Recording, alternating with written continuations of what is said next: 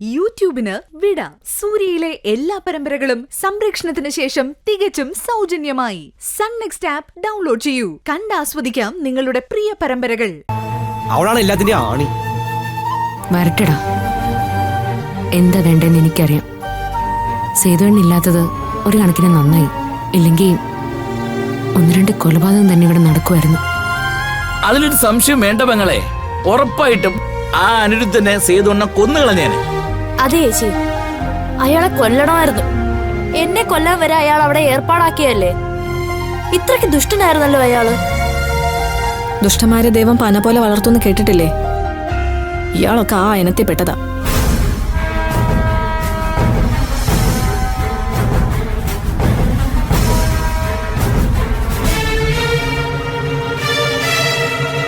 ചേച്ചി,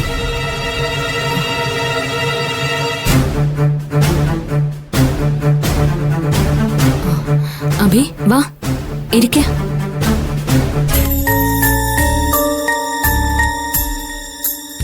ബാമ കിടക്കാണ് ഏട്ടാ, വിളിക്കാം.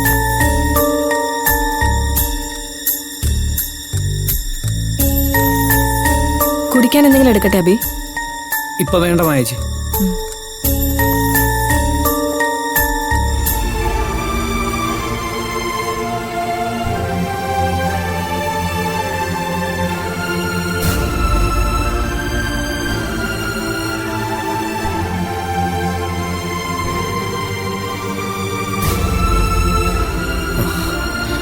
ബാമേ, ബാ നമുക്ക് പോവാം.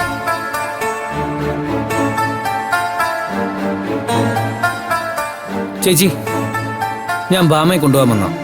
ക്ഷമിക്കണം അഭി, ഭാമ ഇനി ഡെലിവറി കഴിഞ്ഞിട്ടേ അവിടേക്ക് വരുന്നുള്ളൂ. ഈ അവസ്ഥയിൽ ഇവളെ അവിടേക്ക് അയക്കാൻ ബുദ്ധിമുട്ടുണ്ട്.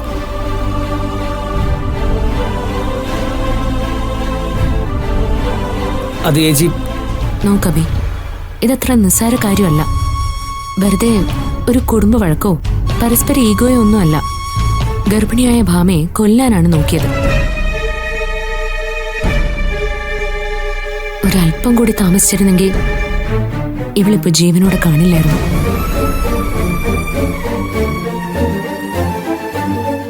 ആ സംഭവത്തിന്റെ ആഘാതത്തിൽ നിന്നും ഞങ്ങൾ ആരും ഇതുവരെ മോചിതരായിട്ടില്ല. അതറിയോ അഭിക്ക്? ഇവളൊരു പാവോ. അഭിയൊന്ന് ഉറക്ക വിളിച്ച ഇവളെ ഇറങ്ങി വരും. പക്ഷെ ഞാൻ ഇവളെ വിടില്ല.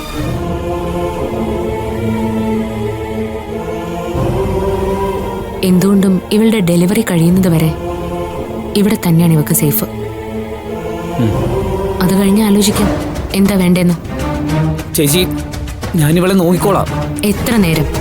24 മണിക്കൂറും അഭിക്ക് ഇവളെ നോക്കിയിരിക്കാൻ പറ്റുമോ? അതൊന്നും ഒരിക്കലും നടക്കാത്ത കാര്യമാണ് അഭി. ഇപ്പൊ തന്നെ ഇത് പല തവണയായി അഭി. അതുകൊണ്ട് ഇനി വേണ്ട. അഭിക്ക് ഇവളോടുള്ള സ്നേഹം ഇവിടെ എല്ലാവർക്കും വ്യക്തമായിട്ട് അറിയാം. അത് മനസ്സിലാക്കി തന്നെയാണ് ഞാനിത് പറയുന്നത്. ഭർത്തൃവീട്ടിൽ ദുരൂഹ സാഹചര്യത്തിൽ മരിച്ച നിലയിൽ കണ്ടെത്തിയെന്നുള്ള പത്രവാർത്ത ഭാമയുടെ പേരിൽ വരാൻ ഞങ്ങൾ ആരും ആഗ്രഹിക്കുന്നില്ല.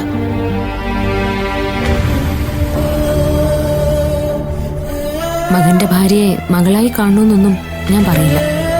ഒരു മനുഷ്യ സ്ത്രീയായെങ്കിലും കാണാൻ ശ്രമിക്കാം. എന്തുകൊണ്ടാണ് ഞാൻ ഇത്രയും പറഞ്ഞതെന്ന് അഭി തന്നെ ചിന്തിച്ചു നോക്കിയാൽ മതി.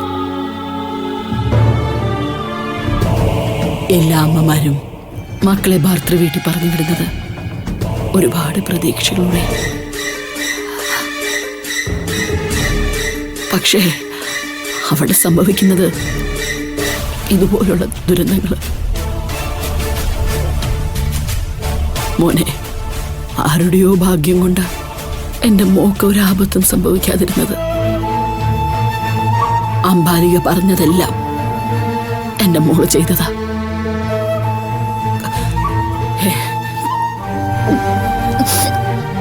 എന്നിട്ടും എന്റെ മോളോട് കാണിക്കുന്ന വേർതിരിവിന് ഇപ്പോഴും ഒരു മാറ്റവും വന്നിട്ടില്ല.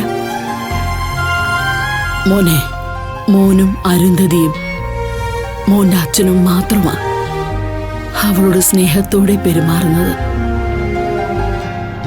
ഇങ്ങനെ എത്ര കാലം മുന്നോട്ട് പോകുന്നാൻ ഞങ്ങൾക്ക് മനസ്സിലാവാത്തത്. ഇനിയെങ്കിലും എന്റെ കുഞ്ഞിന് സന്തോഷവും സമാധാനവും കൊടുക്കണം. അതേ ഉള്ളൂ മോനെ അമ്മയുടെ അപേക്ഷ. അമ്മ കരയാതെ.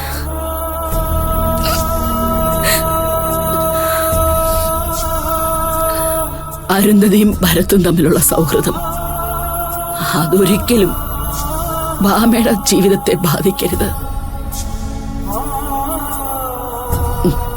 മറ്റുള്ളവർ ചെയ്യുന്നതിന്റെ ശിക്ഷ എന്റെ മോളല്ല അനുഭവിക്കേണ്ടത്. ഇത് മോമോന്റെ അമ്മയോട് പറയണം. എന്റെ സഹോദരി എനിക്ക് നന്നായിട്ടറിയാം. അവളുടെ പേരിൽ ഞാൻ ഒരിക്കലും ഭാമയെ ശിക്ഷിക്കില്ല. അത്രയ്ക്കും വിവരം കെട്ടവനല്ല ഞാൻ. എന്റെ അമ്മയുടെ ഭാഗത്തുനിന്ന് തെറ്റുണ്ട്, ഇല്ലെന്ന് ഞാൻ പറയുന്നില്ല. പക്ഷെ എന്റെ അമ്മയായി പോയില്ലേ. ഞങ്ങൾക്കൊരു അമ്മയുണ്ട് അബി. അമ്മയ്ക്ക് ഇവിടെ ഒരു മരുമകളും ഉണ്ട്. ദേ മായച്ചി. ഒരിക്കലെങ്കിലും ഈ കണ്ണു നിറയേണ്ട സാഹചര്യം അമ്മ ഉണ്ടാക്കിയിട്ടുണ്ടോന്ന് മായച്ചിയോടൊന്ന് ചോദിച്ചു നോക്കിയേ.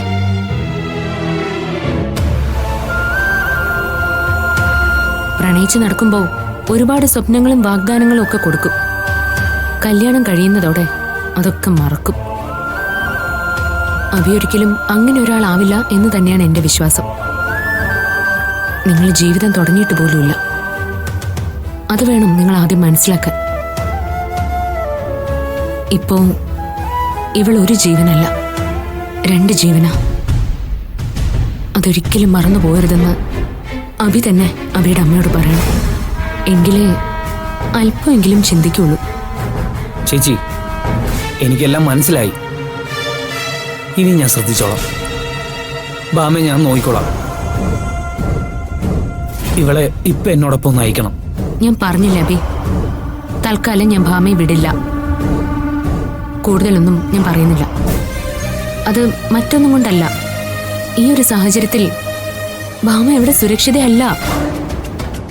ചേച്ചി, ശ്രീപ്രിയെ ഉദ്ദേശിച്ചിട്ടാണെങ്കിൽ ഒരിക്കലും ശ്രീപ്രിയ ഇത് അറിഞ്ഞിട്ട് പോലുമില്ല.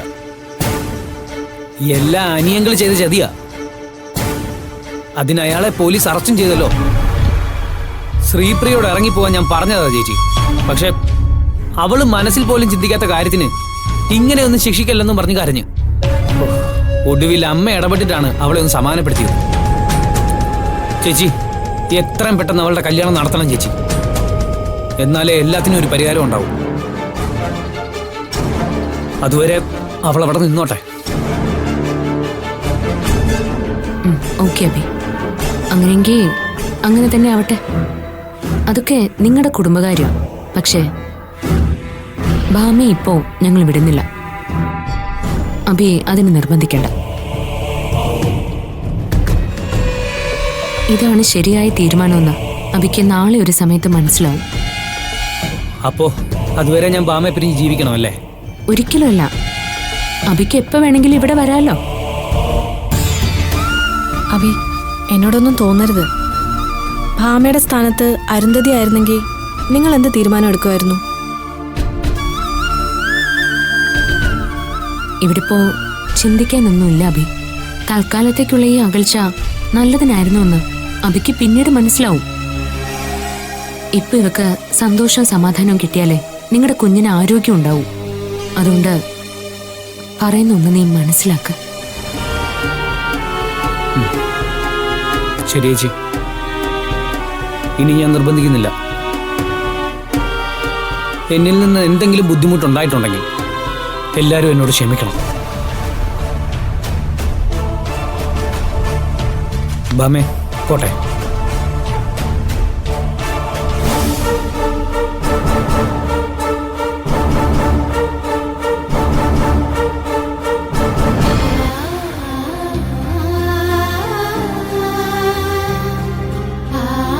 എന്താ, നിനക്ക് വിഷമായോ? ഇല്ല ഇല്ല ചേച്ചി, അബിയുടെ മുഖം കണ്ടപ്പോ അതൊക്കെ മാറും. നീ ഇപ്പോ നിന്റെ ആരോഗ്യം മാത്രം ശ്രദ്ധിക്ക. ശരി ചേച്ചി. എന്റെ ചേച്ചി പറഞ്ഞതിലപ്പുറം എനിക്കൊന്നുമില്ല. അബിക്ക് എന്നെ മനസ്സിലാവും.